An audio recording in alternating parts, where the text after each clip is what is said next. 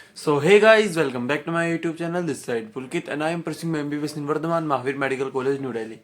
तो आज की वीडियो को टॉपिक आपको पता चल ही गया होगा थंबनेल से कि अगर जैसे हमारी जो जर्नी होती है ना, इस टाइम पे क्या कर रहे होंगे लोग, मतलब सिलेबस ऑलमोस्ट कंप्लीट होने वाला होगा एंड रिवीजन कर रहे होगे, बार बार टेस्ट दे रहे होंगे। तो टेस्ट में नंबर क्या आता ना, कि मेरी जर्नी में भी हुआ था ये सेम बात कि नंबर स्टक होने लग गए थे। कि जैसे मैंने पहले टेस्ट दिया था ना, अपना मॉक टेस्ट, उसमें लगभग 300 के आसपास नंबर आए थे। फिर 300 कुछ दिन 300 ही रहे, फिर धीरे धीरे मतलब ये पता है, मेरे को लगता है कि ये लेवल टाइप होता है, कि एक लेवल होता है हमारा, लेवल को हम इंक्रीज करने तो लेवल अप होता है। ऐसे ही नंबर का 50-60 का डिफरेंस आता है कि धीरे धीरे हमारे पास 300 ही नंबर आते रहेंगे आते रहेंगे आते रहेंगे। फिर कुछ दिन बाद है ना, 300 से धीरे धीरे खुद इंक्रीज होकर 400 पहुंच जाएंगे।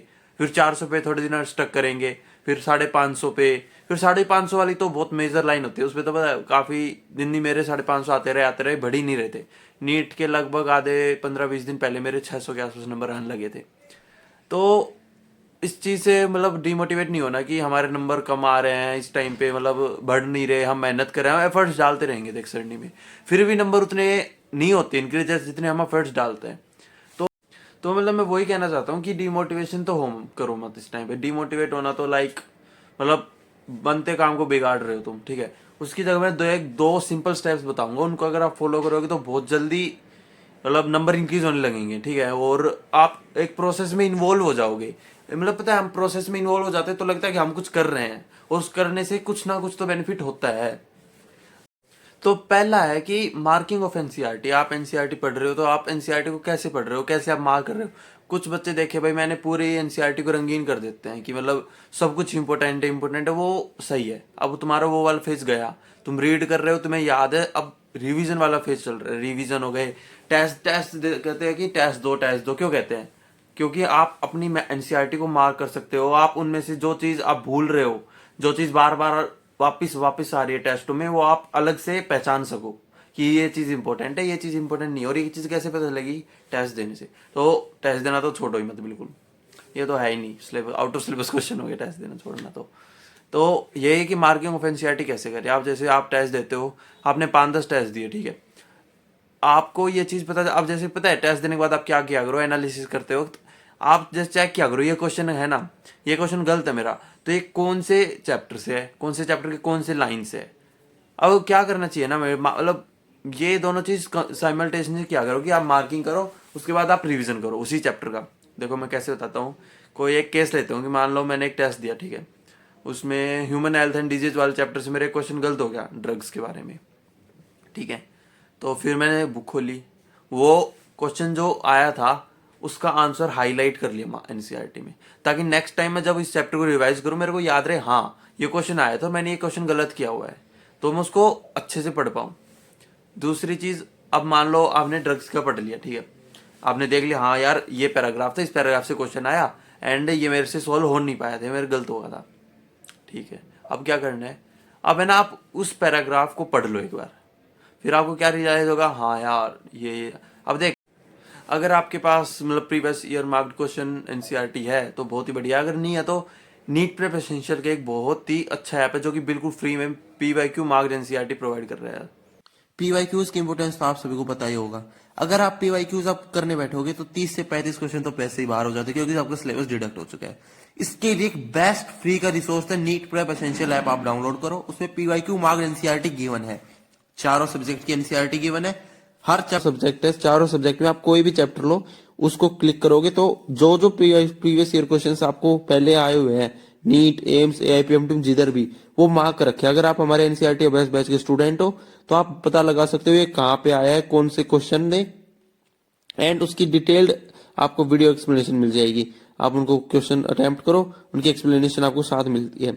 ऐसे ही अगर आप फिजिक्स में देखोगे, फिजिक्स का आप कोई भी चैप्टर ले लो, अब लॉज ऑफ मोशन देखा मैंने, तो लॉज ऑफ मोशन में आपको एवरीथिंग, आपको जो जो पहले क्वेश्चन आ रहे सब देखो। नीट 2022 का अदर से रीजन क्वेश्चन है, स्टेप मिला हमें, हिंट मिला, वीडियो एक्सप्लेनेशन मिली, सब कुछ आपको अच्छे से मिल रहा है डिटेल्ड में। वो भी हिंट और स्टेप से क्लियर नहीं हो रहा तो आप वीडियो एक्सप्लेनेशन देख लो, सब कुछ अच्छे से गिवन है।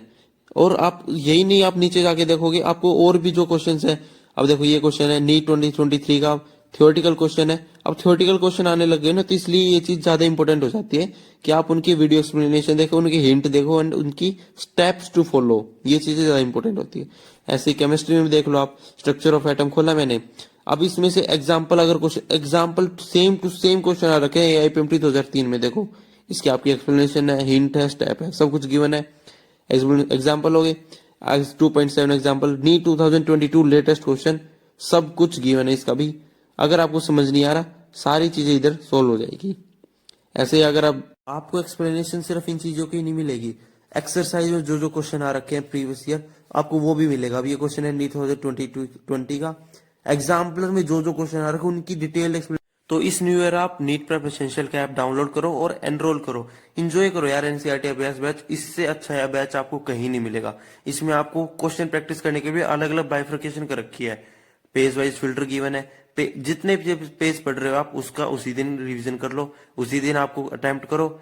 समझ नहीं आया, वीडियो एक्सप्लेनेशन है, हिंट गिवन है, स्टेप टू स्टेप सब कुछ गिवन है। बुक मार्क कर सकते हो आप क्वेश्चन, अगर आपको अब समझ में नहीं आया तो बाद में रिवाइज करते वक्त कर लेना, सब कुछ गिवन है। तो एनरोल करो यार अभी एनसीईआरटी अभ्यास बैच को। हाँ, तो मैं क्या बता रहा था कि जैसे आप ये आज के क्वेश्चन आए, ठीक है, पैराग्राफ से, इस थर्ड लाइन से, इस पैराग्राफ की इस थर्ड लाइन से क्वेश्चन आए, तो क्या करो ना, उस थर्ड लाइन को तो पढ़ना ही पढ़ना है, क्योंकि वो तुम्हारा गलत हुआ है। अब नेक्स्ट में क्या प्रोबेबिलिटी हो सकती है कि उसके ऊपर से, उसके नीचे से कहीं से भी क्वेश्चन आ सकता है, तो अब वो पूरा टॉपिक पढ़ो ड्रग्स वाला, ठीक है, ड्रग्स वाला टॉपिक कवर हो गया, ताकि अगर नेक्स्ट टाइम अगर ड्रग्स से कुछ क्वेश्चन आए तो वो गलत ना हो तुम्हारा। और इसी के साथ मैं टॉपिक की नहीं, पूरे चैप्टर, मैं तो क्या करता था, मैं पूरा चैप्टर पढ़ लेता था। अगर इस चैप्टर से मेरे एक क्वेश्चन गलत हो रहा है ना, तो मैं पूरा चैप्टर वापस पढ़ लेता था। उससे क्या होता है ना, हमारी मतलब बार बार रिकैप मेमोरी बढ़ती है। हम अगर उसी चैप्टर से कोई और क्वेश्चन आएगा तो वो गलत नहीं करेंगे।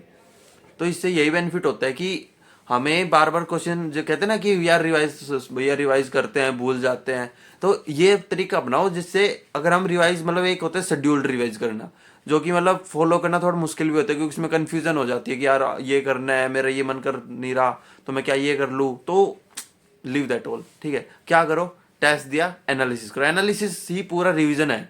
ये चैप्टर से इस ये क्वेश्चन गलत हुआ, पूरा चैप्टर पढ़ लो, हो गया चैप्टर का रिवीजन। किसने कहा टाइम लगेगा, टाइम लगेगा, बट उससे जो बेनिफिट होंगे ना वो बहुत ही ज्यादा है, बहुत ज्यादा।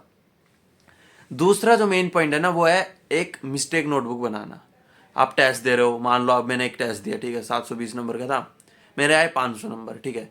मेरे जितने भी क्वेश्चन गलत हुए, जितने भी, मान लो 10 हुए, 15 हुए, जितने भी क्वेश्चन गलत हुए, उनको मैं लिख लूंगा। जैसे एक नोटबुक बना रखी थी मैंने भी अपने टाइम पे, कि फिजिक्स है, फिजिक्स में मेरे मान लो 6 क्वेश्चन गलत है, तो मैं क्वेश्चन 1 हो गया गलत मेरा, फिर 8 क्वेश्चन गलत हो गया, 19th क्वेश्चन गलत हो गया, 23 क्वेश्चन गलत हो गया, ऐसे ही लिख लूंगा, ठीक है। फिर लिखूंगे कि फर्स्ट क्वेश्चन क्यों गलत था मेरा, 9th क्वेश्चन क्यों गलत था, 19th क्वेश्चन क्यों गलत था, उनके रीजन लिखूंगा कि यार मेरे कंसेप्ट कमजोर थे, मेरे को फॉर्मूला याद नहीं आया, मेरे को क्वेश्चन समझ नहीं आया, मैं अटेम्प्ट ही नहीं कर पाया, टाइम कम था, तो उनके रीजन लिखूंगा, ठीक है। अब आप एक टेस्ट दोगे, 2 टेस्ट दोगे, 5 टेस्ट दोगे, 5 टेस्ट बाद आपको ये लगेगा कि यार फिजिक्स के क्वेश्चन तो यार मैं अटेम्प्ट नहीं कर पाता, मेरे टाइम ज्यादा लग रहा है, मेरे को मतलब स्पीड बढ़ानी चाहिए, तो आप अपनी मिस्टेक को रेक्टिफाई कर रहे हो।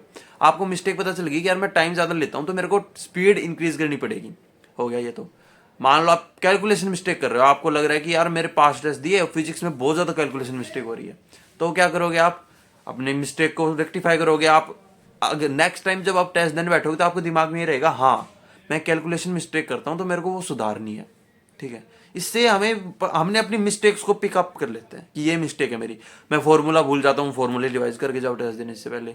आप 4-5 बार रिवाइज करोगे, फॉर्मूले रट गए सारे, सिंपल।